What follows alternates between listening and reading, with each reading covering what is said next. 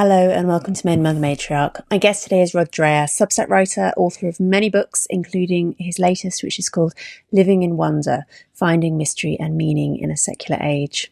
We spoke about UFOs as a religious phenomenon, why medieval peasants would actually be better placed to understand AI than we are, why young women are increasingly attracted to the occult, and whether mental illness is a kind of demonic possession. The extended version of this episode, as ever, is available at louiseperry.substack.com, where you can find all the other things associated with Maiden Mother Matriarch, the writing I do for the Substack, the MMM chat community, which is very active, the other extended episodes, the bonus episodes I do with my husband, occasional live streams. There's lots going on, all at louiseperry.substack.com. A quick reminder as well that there is a new edition of The Case Against the Sexual Revolution out, a young adult edition. It's shorter. It's had some of the more graphic stuff edited out. It's designed to be more easily understood by a young readership. So any teenagers you know, aged between about 15 or 17, maybe younger if they're quite mature, if you think that they could benefit from reading the book, please do think of buying them a copy.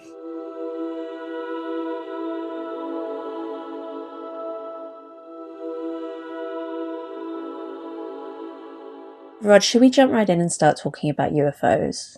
You know what? I'm always up for talking about UFOs. Tell me about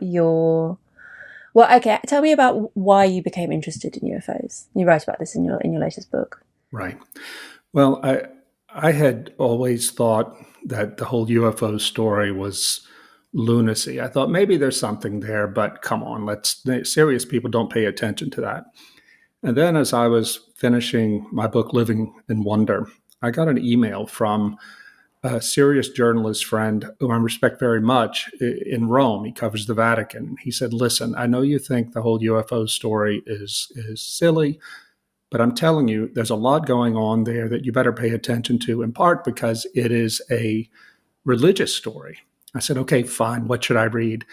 And the first book he recommended was one called American Cosmic by an American academic, Diana Pasulka, who part of what she studies is UFO culture as an emerging religion. I said, well, that's really interesting.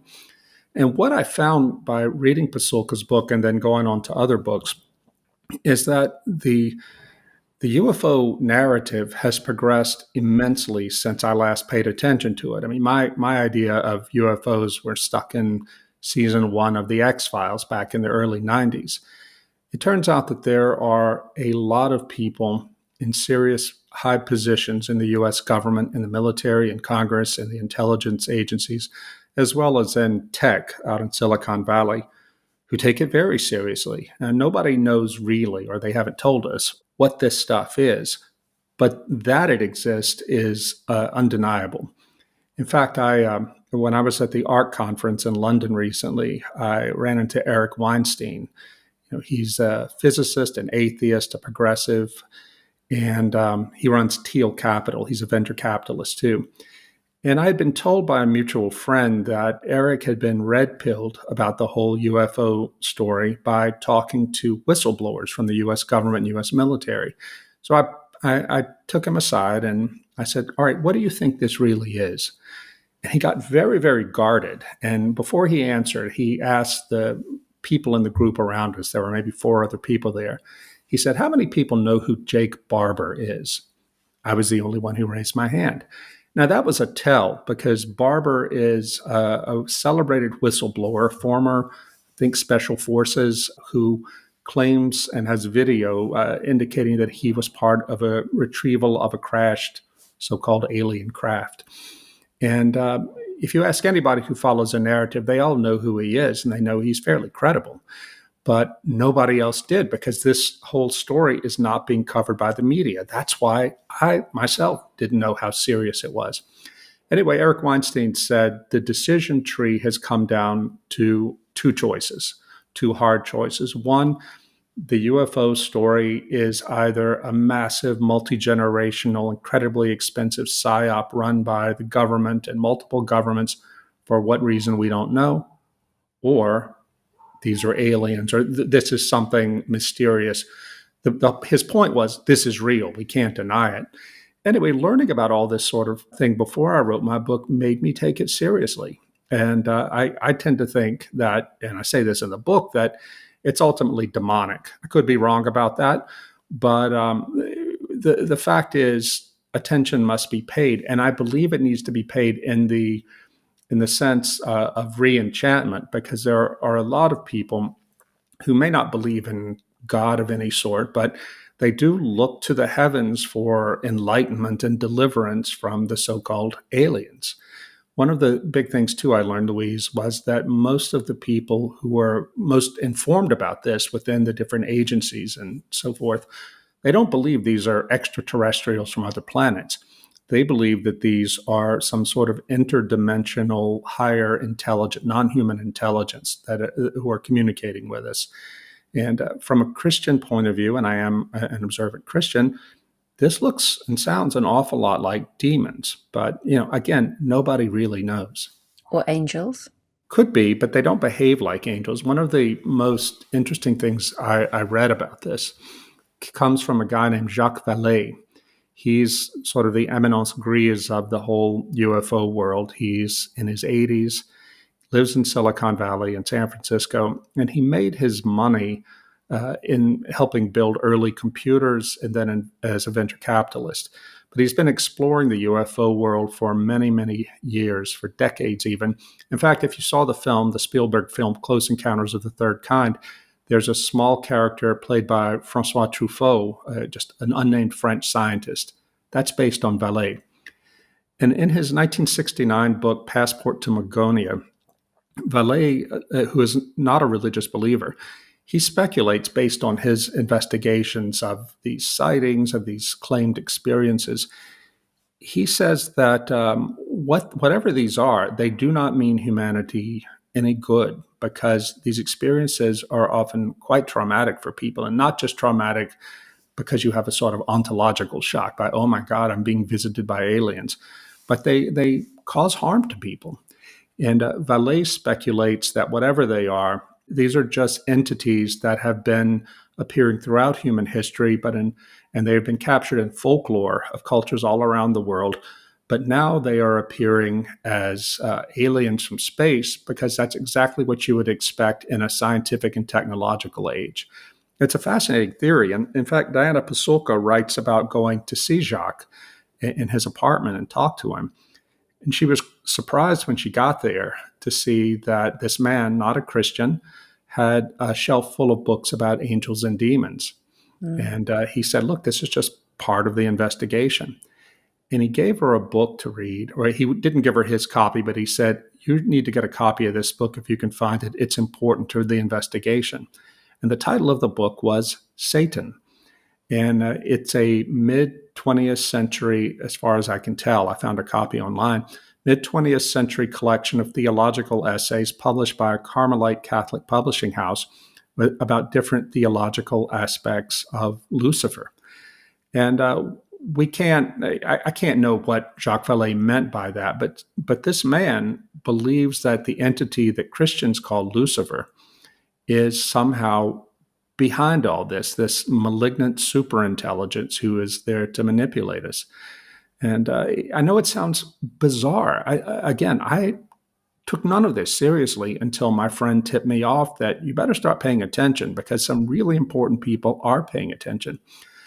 Finally, I was contacted a few months ago by a friend of mine who is a journalist and an atheist who works for a major magazine.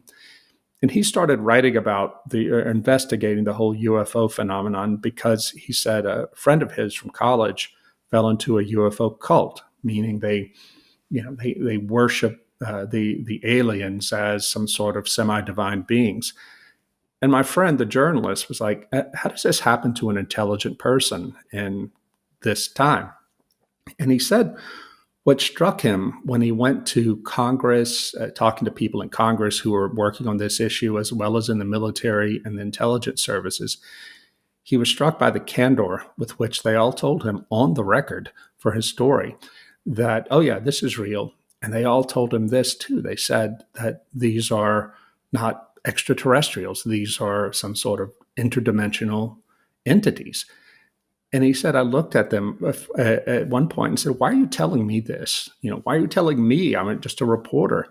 And they told him, well, we tell reporters when they ask, but they never report it. Well, that story is going to come out in the next month or two, and I think it will be a game changer because the reporter is himself an atheist and because he works for a major magazine.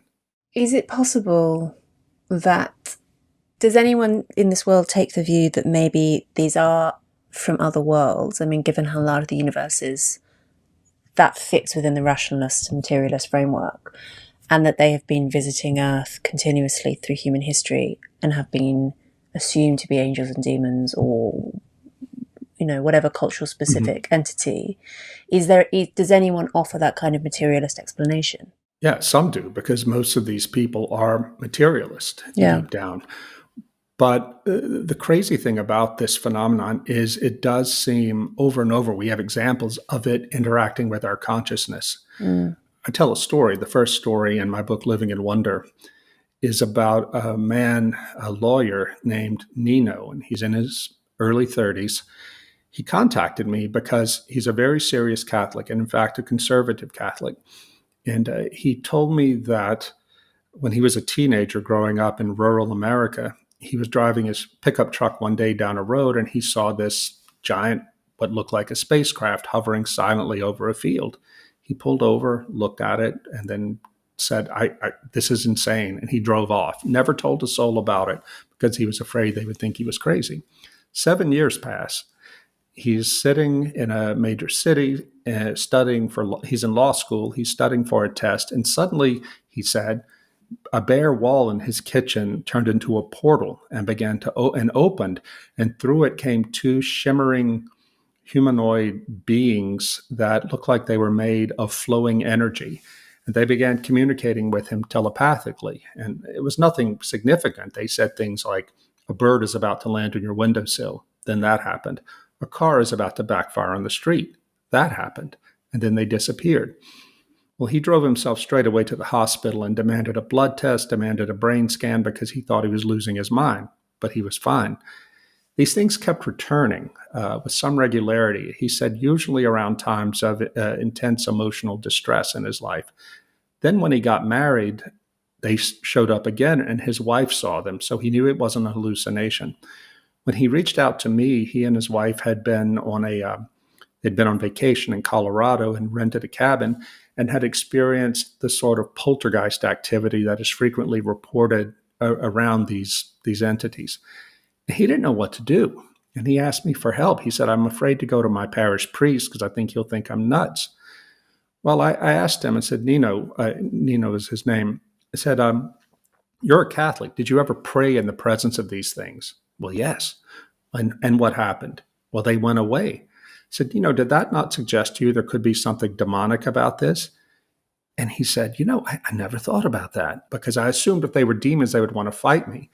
I said, in fact, I've talked to a number of exorcists about this thing, and they say that, yeah, we have experience of this.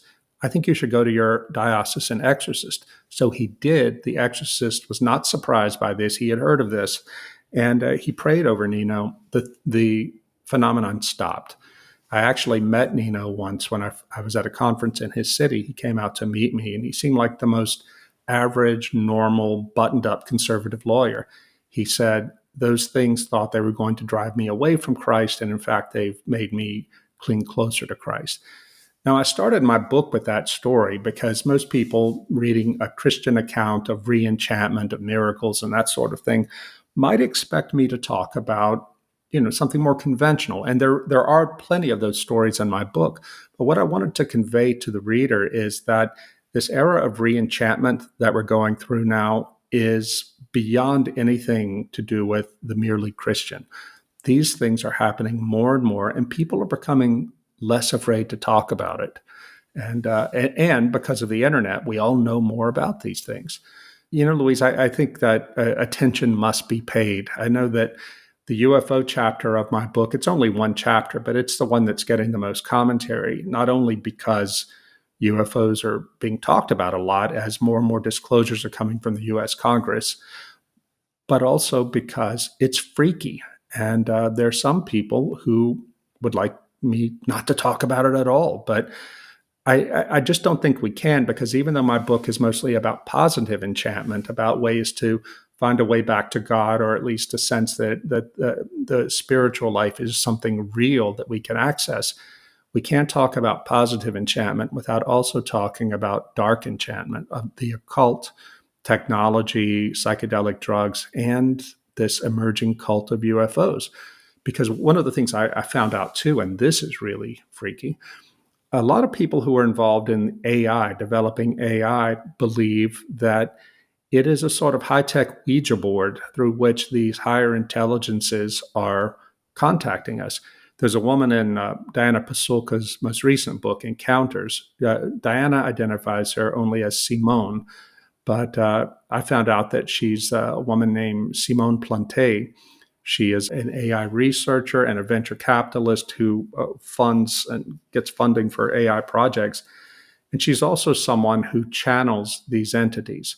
And she believes that they are some sort of higher powers who are here to bring us technology and enlightenment and pave the way for a grand utopian future of progress and prosperity, blah, blah, blah. I mean, this is a very old story, isn't it? But the thing is, Simone is a really big deal. When I was at ARC, I heard a story about someone who's very high up in Silicon Valley. I have his name, but I can't say it because it's going to be released if he chooses to. But he was involved in building AI and then also involved in the occult, came to a sudden realization, wait a minute, this is very dark and this is not good. And he ended up converting to Christianity based on the scary things he saw in doing his work. So I hope he can be convinced to go public with this, because we are dealing with things here that are mysterious and frightening, but they're not going to go away just because they're mysterious and frightening and seem quite improbable to us in a scientific, technological, materialist culture. Have you ever read Ronald Hutton's book, The Witch? No. I've asked him to come on the show, but sadly he's too busy. He's an academic who specialises in history of Britain, and he wrote a book on witchcraft across the world, a cross-cultural analysis. And it's a great book, and he starts by pointing out, we Western moderns are the only people who don't believe in witches. Mm-hmm. The only people. And I found that very arresting, because it did make me think. I mean, I'm constantly doing this, pointing out, if we're the only ones who don't do X, Y, Z, if we're the only ones who reject marriage, if we're the only ones who think that men and women aren't real categories, or la la la, doesn't that suggest that we're wrong? And it forced me to think, yeah, well, maybe we're wrong about witches. I mean, I struggle with this because my instinct, whether it's my personality or whether it's my life experiences, channels me towards materialism. But then one of the points that you make, which I think is very, very persuasive, is that we live in a time which is uniquely hostile to supernatural explanations. And look at what good it's doing us. Well, I say in the book, I talk about early on about the weirdo hypothesis, or the weird hypothesis. Weird standing for, and being an acronym for Western educated, industrialized, rich, and democratic. And it was started by Joe Henrich. He's an anthropologist at Harvard. And about 20, 25 years ago, he and others working in the field of psychology suddenly came to the realization that so many of the suppositions and the positions of psychology are actually derived from doing research on Westerners. And in fact, the psychology of people from non-Western cultures is significantly different in some ways. And what they eventually came to the conclusion is that we have lied to ourselves by assuming that psychology is universally the same. In fact, that's not true. I mean, obviously, there are some basics of human psychology, but people outside the West tend to be far more open to the numinous, to things like witches, and different in other ways, too. And Henrik wrote a book eventually called The Weirdest People in the World about us in the West, and how it was, I mean, he writes as an academic, how it was that we became the way we are. And it is very culturally specific. Now, that doesn't prove that we're wrong about things, because you don't determine what truth is by democratic vote. On the other hand, we modern Westerners are not only a small minority in, epistemologically in the world today, we're also a small minority in our own history. I mean, until the modern world, everyone in the West believed, if not in witches, though many did, they believed in the world of the spirit, that the world of the spirit existed and it interpenetrated and interacted with the material world. In this sense, there's an American Catholic professor of political science at Catholic University in Washington, John Asconas, who writes a lot about technology.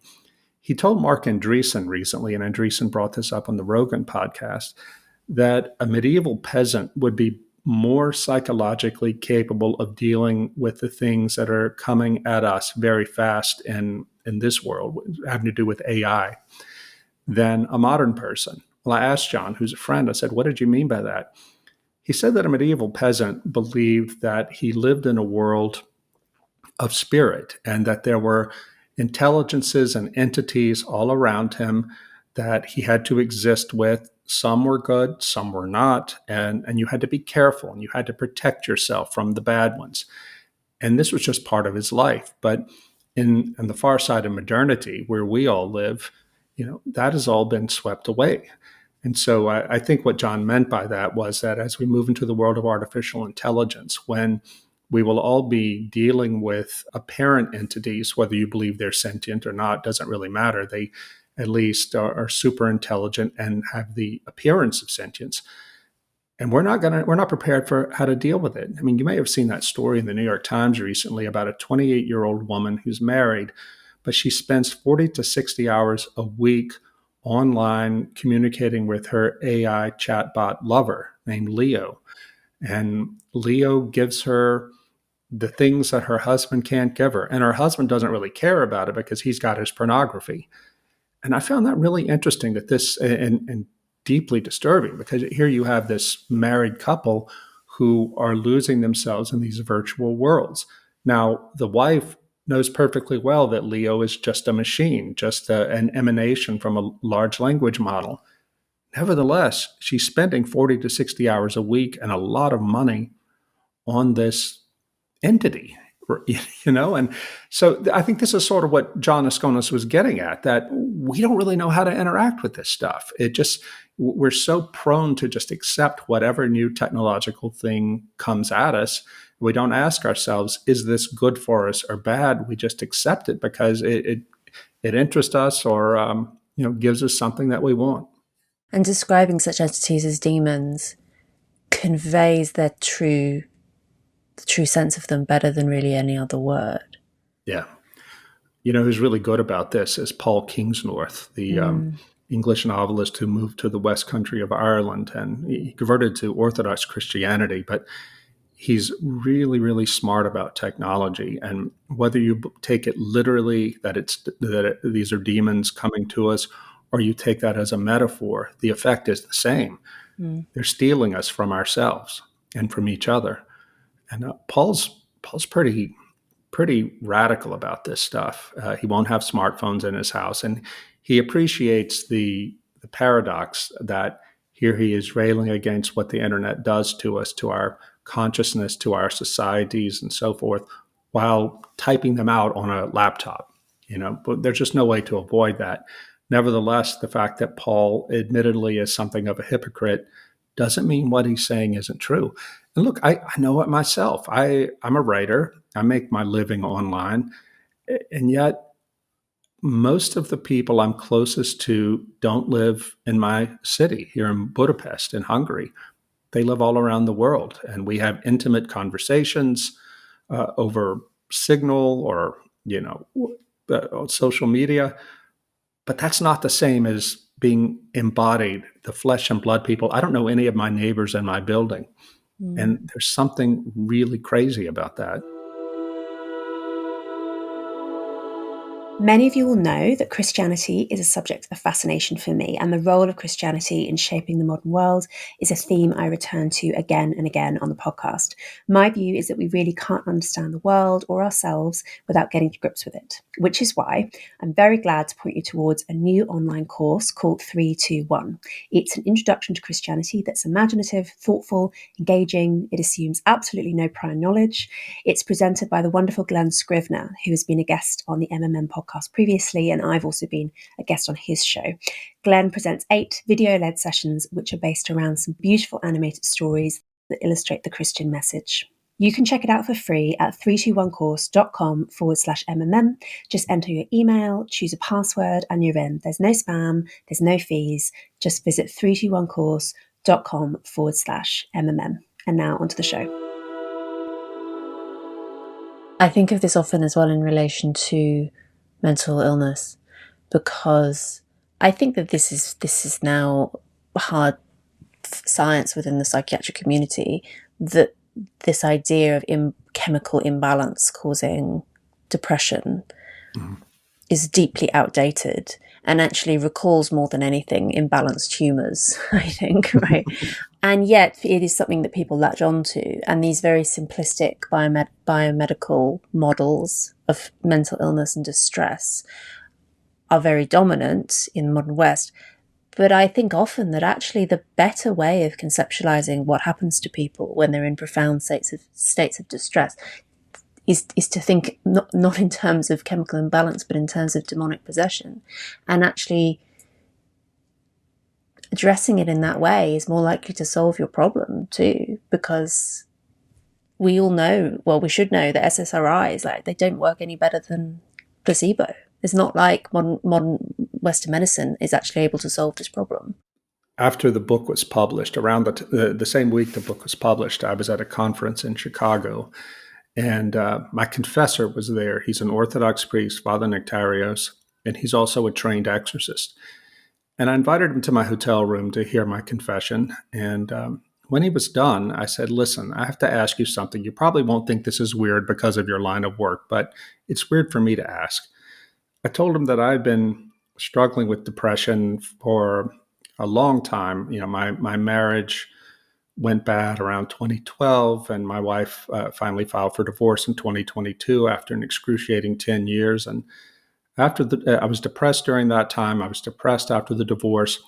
And I said to him that, I can explain this in normal ways. I mean, it's normal to be depressed when your marriage goes bad and you've got a divorce. But I've had a feeling lately that there might be something more to it, that there might be a spirit of shame, I told him.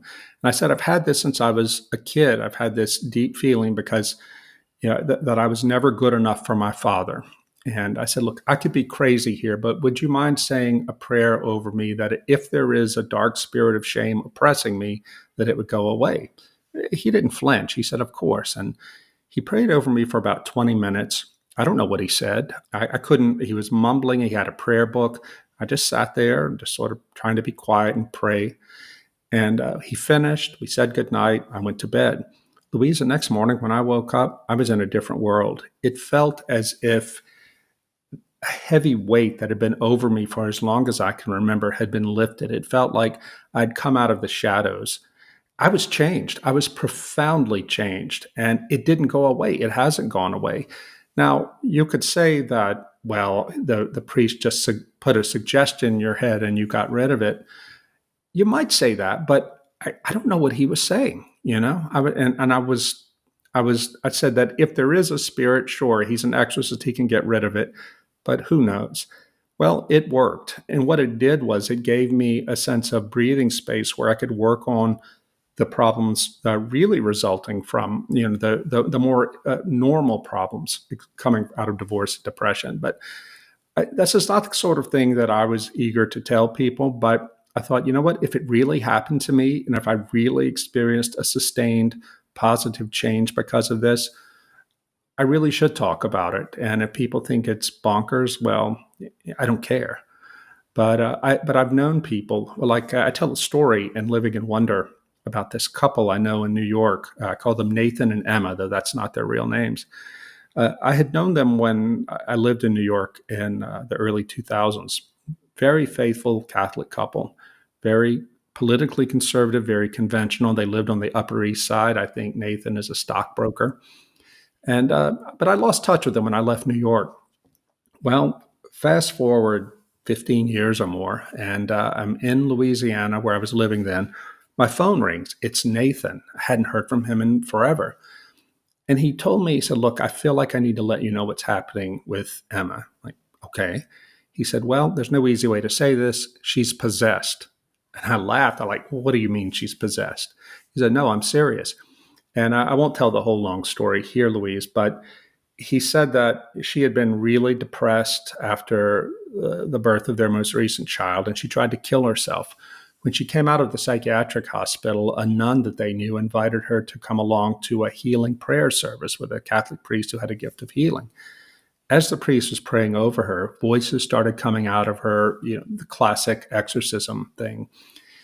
She was examined by a psychiatrist who was at the time on retainer from the Archdiocese of New York to look into cases like this, because before the Catholic Church will approve an exorcism, it requires a medical examination to prove or to rule out any natural means. The psychiatrist, the Ivy League trained psychiatrist, I think he taught at Columbia, said, look, we can't explain what's happening with you. And he gave the approval.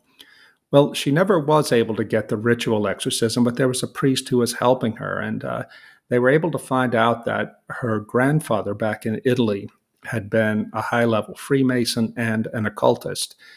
And somehow, I mean, as crazy as it sounds, somehow he brought a curse onto the family. And he had gotten the wealth and the influence that he wanted, but it had been horribly destructive for his children and his grandchildren, including Emma. Well, I got to visit them during all this. I was in New York for business, and Nathan came to pick me up at my hotel to come over and see Emma. Emma knew I was coming. And he told me, we're going to go out in the balcony and talk. And at one point, I'm going to get up and go get some lemonade. And I'm going to slip into my pocket a holy relic that the exorcist gave me. Watch what happens, because she's not going to know it's happening. So sure enough, she and I are having a normal conversation. She's beautiful. You would never guess that this was happening with her. When he came out and set the lemonade down, suddenly she stopped mid-sentence. Her chin dropped to her chest. When she lifted her head, her face was not her own. It was the strangest thing. And she looked at her husband with a look of absolute contempt, and she growled at him, I told you to keep that effing thing away from me.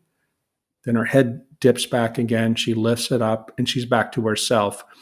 And she had this look of just immense pain and sadness on her face. And she said, I'm so sorry. That's not me. I said, I know. When he was walking me back, her husband, to my hotel in Midtown, I said, Guy, you're a stockbroker. You're like a normal Catholic person here in this city. How has this experience changed you?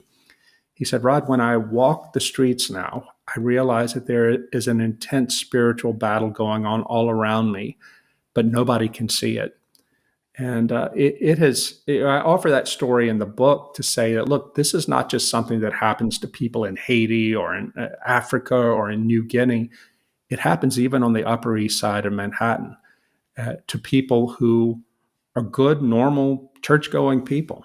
What do you make of the increased interest, particularly among young women, in various occult practices? I'm thinking of witch talk and that kind of contemporary phenomenon. One of the stories I tell in the book is about how I was in Oxford at a conference in 2022, I think it was. And during a break, a young man came up to me, Daniel Kim. He's an Anglican evangelical who is in Oxford studying for the Anglican priesthood. And he told me, he was 27 at the time. He said, listen, I feel like I have to tell you, I know you're working on this book on enchantment. I have to tell you that the biggest challenge to Christianity in my generation is not atheism. Nobody is really interested in the new atheism anymore in my generation. That's something for your generation. I'm in my 50s. I said, so what is it? He said, the occult. Like, well, what do you mean? He said that before he entered seminary, he was working for a large firm in London at a senior level, and he was the only Christian in the office. Well, that's no surprise. It's London. He said, yeah, but there were no atheists. every other person in the office was involved in the occult, from a minor level, like really into astrology and tarot cards. But there were even two open Satanists in the office, and they described Satanism as learning how to be fully human. And Daniel looked at me and said, Rod, I know that when I'm ordained a priest, I'll be dealing with this sort of thing for the rest of my career. But your generation has no idea it's happening. Well, after that conversation, I started doing some research into it. And it really is true that among the younger generation, the younger millennials and Generation Z, as they call it, there is an immense interest in the occult, and especially among young women. And I think what it is, I think there are a couple of things going on there. For one, the occult tracks with feminism. You know, it's against the patriarchy, it's against traditional Christian religion, and it tracks with LGBT liberation, all of these things. But it's also the case that occult practices answer a deeply felt need among people for an experience of transcendence, an experience of mystery, of the numinous, but it doesn't ask them to sacrifice anything. It tells them you can continue living, living in your polycule or whatever it is you're doing. It's fine, but you can still have these mysterious experiences. The problem is that it leads to deep destruction, even the loss of your soul. And this is true with psychedelics too. I think that when people do psychedelic drugs, and I did them myself when I was in college many years ago, I agree with Aldous Huxley. It does open the doors of perception. It allows you to see things that are really there, that you can't see normally. The problem is that you don't have any buffers within yourself to protect yourself against the dark spirits or dark forces, you might say, that really are there. But I was reading just this week a new to me, a book called Hitler's Monsters: A Supernatural History of the Third Reich.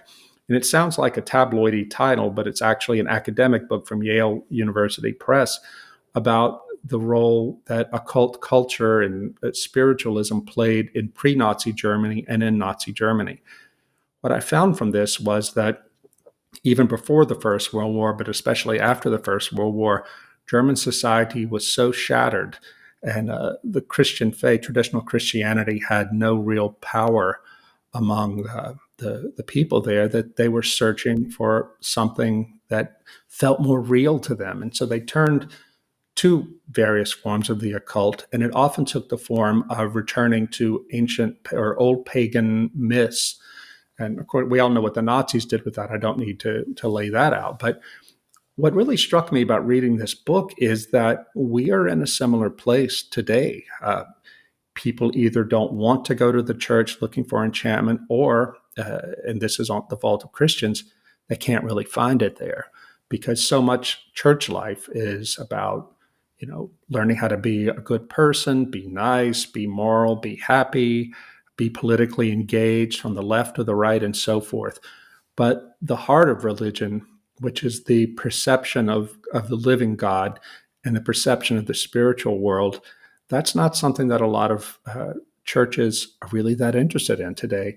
And so I don't blame young people for finding atheism completely unsatisfying, but also thinking that they can't really find what they're looking for in church.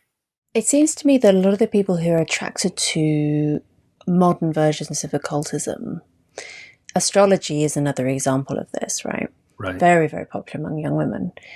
They find it attractive, but they cannot possibly really think it's real, because if they really thought that it was real, they would be much more cautious. Because if you really believe in demons and witches and all of these other sinister supernatural entities, you ought not to open yourself up to them, which is what occult practice does. Yeah, but I think they do think it's real at some level, but they tell themselves that this is safe. I was recently in conversation with a woman who claims to be a UFO experiencer, and the aliens come to her as orbs and whatever. And she's a Christian. And I said to her, how can you be sure that these things are benevolent? Because she thinks it's wonderful. well, they just are. I'm like, well, how do you know that? How do you know they're not lying to you or deceiving you in some way? And she just could not accept that there might be something negative here because it may, I don't really know her, but it seemed to me just by the way she presented herself that she was so excited that they chose her. Mm. She's having these experiences. She's special. And it seemed to appeal to her sense of wanting to be special. And they were giving her things that made her feel good. I remember talking, as I was reporting on the book, I talked to an exorcist in the Vatican and who had himself experienced the occult growing up. And he had to have an exorcism himself when he was in seminary when these things manifested through him. And he told me the thing is, when people call on the demonic, they will come all the time. God doesn't work that way. God cannot be commanded. The demons will come and they will do hocus pocus and give you a sense of being in touch with something strange and mysterious and powerful, but ultimately it will destroy you. People don't realize that because the occult is so prevalent in our pop culture. I did an interview, this is in the book, with a man I called Jonah. He's an academic who was raised suburban evangelical somewhere in the Midwest in America. And when his parish pastor couldn't answer his intellectual questions about the faith, he decided that Christianity was nonsense. And he got into esotericism, which led slowly but inexorably to full blown interest and participation in the occult. And he said that he was allowing himself in rituals to be possessed by demons. He wanted to be possessed by demons, but he didn't think they were demons. He thought they were ancient gods. When he finally realized, wait, these aren't ancient gods, these are demons, just like Christianity says, he fled and converted to Christianity. One of the things he told me, and again, this is in the book, is that they never thought, he and his fellow occultists never once considered Christians to be a threat to them. He said Christians are so ignorant and naive about not only the dangers of this stuff, but even its existence. And he said that much like Nathan, the stockbroker in New York, said that there is an immense spiritual battle going on all around us, and nobody knows it, or no normies know it because they don't want to pay attention to it. It's too scary for them. It's too far outside their sense of normality. But that doesn't make it go away. And he said that Jonas counseled pastors, priests, and also parents to educate yourself about the occult and its prevalence in our society today. Don't focus too much on it. It's very dark and you can get obsessed with it easily. But just be aware that the world is not what you think it is. The older forms of Christianity, pre-modern Christianity, have deep experience with this stuff. In fact, even Muslims, Buddhists, Hindus, they all have rituals. And traditional Judaism, Orthodox Judaism, they have rituals for dealing with this stuff because these phenomena have been observed throughout human history. And we are the only ones who deny that they could be real. And of course, as the Catholic Church would tell you, 95% of all claimed cases of possession aren't real, that they're really psychiatric disturbance and so forth. But the 5% are that they deal with. And, there are ways that you can open yourself up to this stuff, fooling with the Ouija board, tarot cards, things like that. But you're opening a door that you may not be able to close easily if you can close it at all. This idea that 95% of these possessions aren't real, would you say that there are ways in which people can be negatively influenced by these spiritual battles without possession per se? So you write, for instance, about some of the demonic effects of the internet on all of our lives. They had a line in the book which I thought was really thought-provoking, that one of the effects of the internet is I can't remember exactly how you phrased it, but it makes it more difficult to pray. Sure. And that's not a demonic thing necessarily. It's the internet makes it more difficult to pray because it fragments our attention. Yeah. One of the things that I learned in working on this book is that attention is perhaps the most important component of the ability to be enchanted. Mm-hmm. And what I mean by enchantment is not sort of like sprinkling fairy dust on the world to make everything look like Disney World.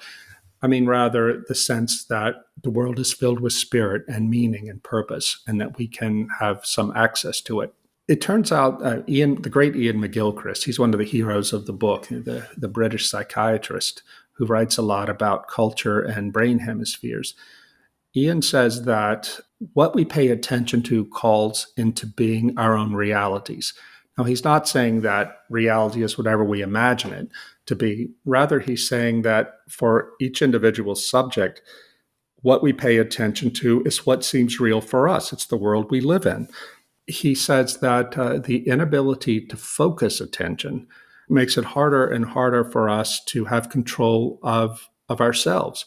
There's Tanya Luhrmann. She's an anthropologist at Stanford University. She's done a lot of research into how people pray and what they experience when they pray and how it changes their lives.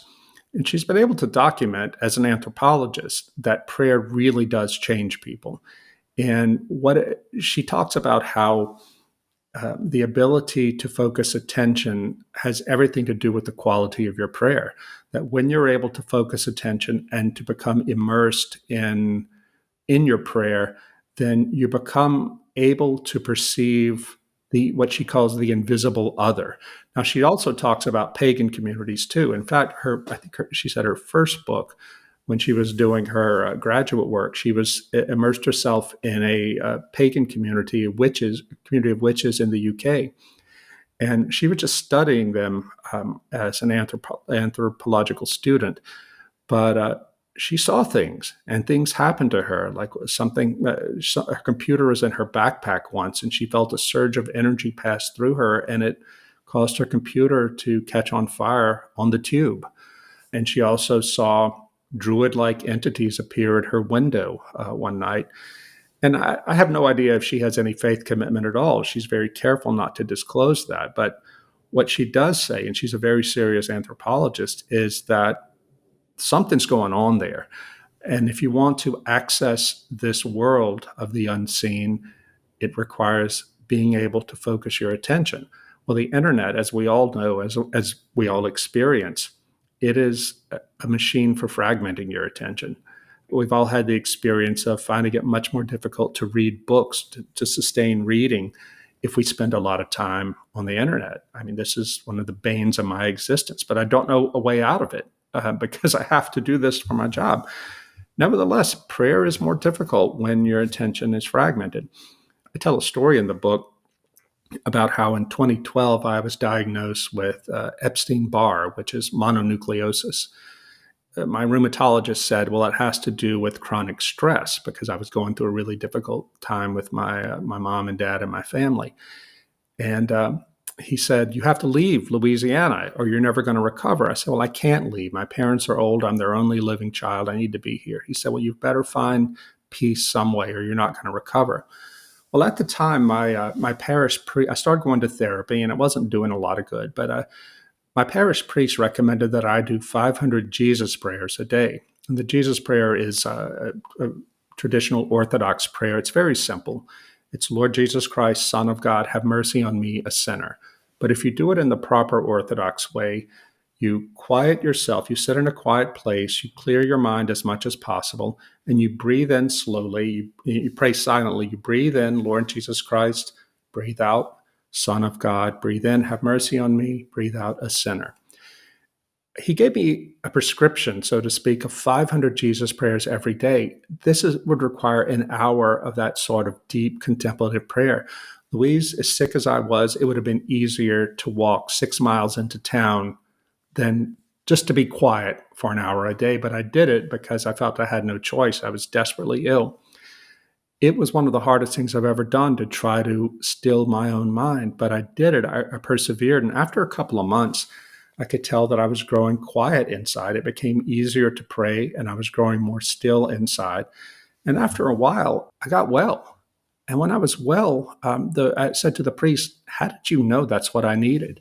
He said, oh, it was easy. I knew I had to get you out of your head. And by making you focus your attention on the prayer, that was what did it.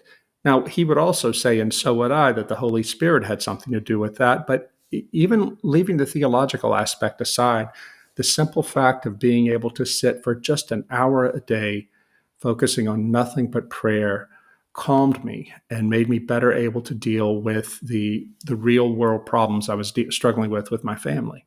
I found this from praying the rosary. Yeah. Even though I'm not Catholic. The way I think of it is that the rosary knows people very well. Mm. It's like exactly the right level of repetition to be soothing, but sufficiently varied that you can't just drift off. You have to actually think about what you're doing, which is what the beads are for. And I'd come across this old Catholic idea that falling asleep praying the rosary is like falling asleep in your mother's arms. Mm. And it's true. It's the best thing you can. If you're struggling with anxious thoughts and struggling to fall asleep, it's the best possible thing that you can do. Yeah, and one of the things that really strikes me as an Orthodox Christian is that we have so many means within the Christian tradition, not just the Orthodox tradition, but deep within the universal Christian tradition for re-enchantment. And we got rid of them in modernity. And by modernity, I mean like starting 500 years ago. I have a sort of intellectual genealogy of our falling away from enchantment that begins in the High Middle Ages when we in the Western Church. By then there had been a schism between East and West, and the East has always been more mystical. But in the Western Church, the so-called nominalist, William of Ockham being the leading figure, he won the debate against the metaphysical realists, meaning the scholastics, about the nature of how God relates to reality. Now, it really sounds like angels dancing on the head of a pin sort of thing. The scholastics, the metaphysical realists, believe that in some sense God pervaded the material world.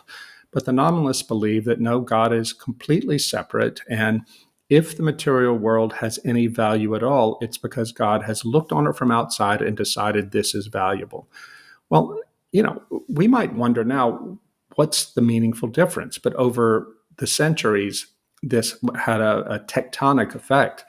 Because if the material world has no ultimate meaning, then we can do with it whatever we want. And this is why the scientific revolution was so powerful, because they no longer, the early scientists no longer had to refer to final causes or what is the deep logos of the material objects. It was just stuff. And over time, the Reformation got rid of a lot of what they considered hocus pocus, mumbo jumbo of Catholicism. We moved on to Descartes and the mind-body split, where it was a way of recapitulating or appropriating nominalism, the idea that the world consists of us, the thinking subject, and out there, the material world. This is just common sense to people today, but that just goes to show you how powerful these ideas were.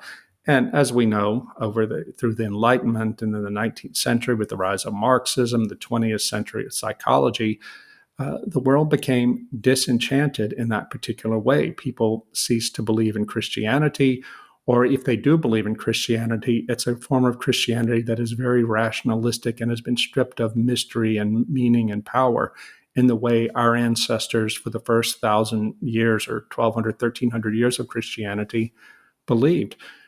I think that we're never going to get out of this disenchantment, even as Christians, until and unless we can reconnect with the first millennium of Christianity, which believed, as we say in the Orthodox prayer, God is everywhere present and fills all things.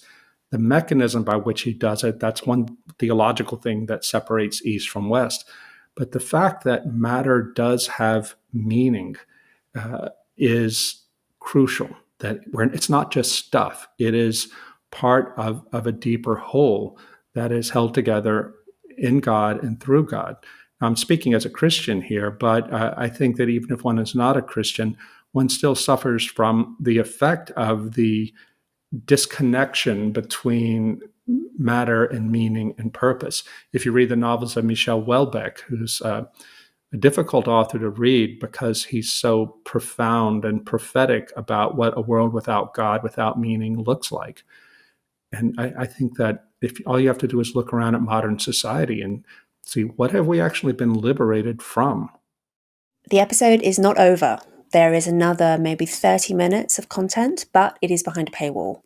If you would like access to that content, if you would like to show support for the show, paid subscriptions are what keep it on the road. Allow me to pay my producers, put food on the table, all that important stuff.